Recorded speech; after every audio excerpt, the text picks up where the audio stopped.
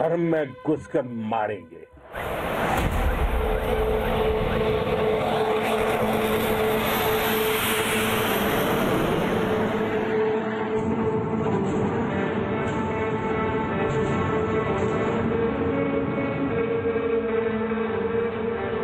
ये भारत युद्ध के मोर्चे पर दुश्मन को मिट्टी में मिलाना भी अच्छी तरह जानता है।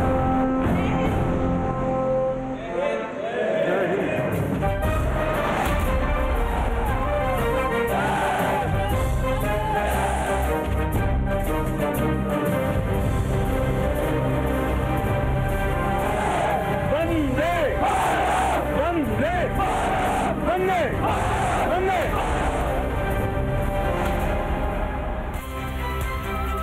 যে জায়গা থেকে আমরা শেষ করলাম এই মন্তাজ আমাদের, অর্থাৎ আজকে নরেন্দ্র মোদীর ভাষণের শেষ অংশটা যেখানে উনি বলছেন বন্দে মাতরম, অনেক শব্দ, অনেক স্বর, হাজার হাজার স্বর মাতরম বলে চিৎকার করছেন।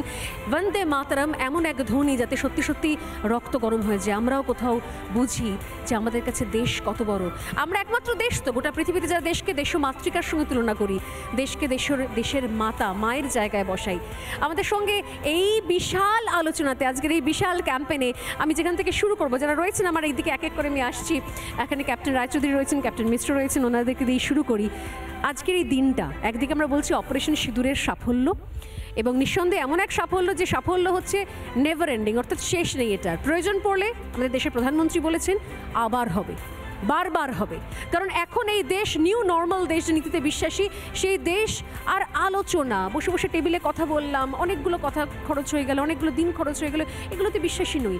আমরা আঘাত তো করি না, আমরা যুদ্ধ করি না, আমরা হামলাও করি না, কিন্তু আমরা প্রত্যাঘাত করতে জানি। আর সেই প্রত্যাঘাত সামাল দিতে গিয়ে গোটা বিশ্ব নড়বড় করে ওঠে, তা চীন হোক, আমেরিকা হোক বা পাকিস্তান।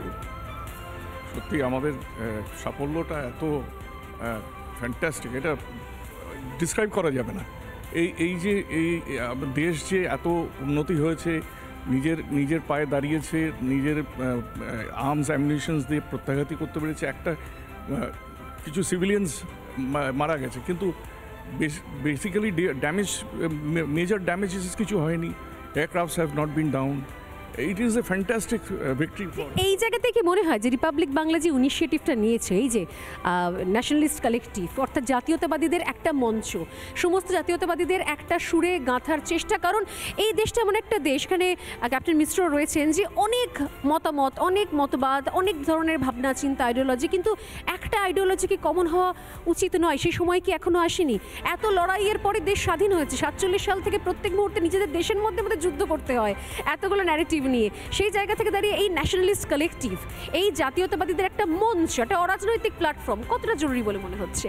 জরুরি, এবং এখান থেকে আমাদের আরও এগিয়ে যেতে হবে, আর যাতে আরও সাফল্য পাওয়া যায়। আমাদের শত্রুদের একদম শেষ করে দিতে হবে, যাতে তারা আর মাথা চারা দিয়ে না উঠতে পারে। স্যার, আপনার কি মনে হয়? দেখুন, একটা সীমান্তে হচ্ছে না, আমাদেরকেও পার্টিসিপেট করতে হবে। You are first Indians and then whatever we are respecting in our field. আর যেটা সবচেয়ে বড় যে মেসেজটা যেটা গেছে, সেটা গেছে that we don't act if you don't act, but if you act we will strongly react. So সেই মেসেজটা আমরা পাঠিয়ে দিতে পেরেছি এবার আমাদের শত্রুপক্ষকে। আমরা আশা করি যে ওরা অন্ততপক্ষে আর এইরকম একটা মানে অবাঞ্ছিত একটা পদক্ষেপ আর নেবে না। এবার তো দিতে পেরেছি কি দেশ কিন্তু এক জায়গায় রয়েছে, গোটা 140 কোটি মানুষের ভাষা এক সুরে গাথা ছিল। আপনি যদি 3 দিন আগে দেখে থাকবেন, চণ্ডীগড়ে একটা মাস মুভমেন্ট হয়েছিল, যেখানে পুরো পাবলিক নেমে এসেছিল যে আমরা লড়াই করতে এগিয়ে আসছি।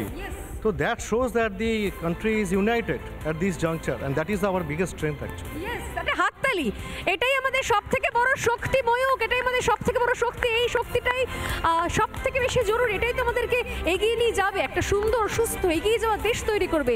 Nationalist collective. নানা ধরনের কন্টেন্ট দেখার জন্য লাইক করুন, শেয়ার করুন আমাদের ফেসবুক পেজ, সাবস্ক্রাইব করুন আমাদের ইউটিউব চ্যানেল। পাশাপাশি অন্যান্য ব্রেকিং নিউজের জন্য অবশ্যই চোখ রাখুন রিপাবলিক বাংলায়।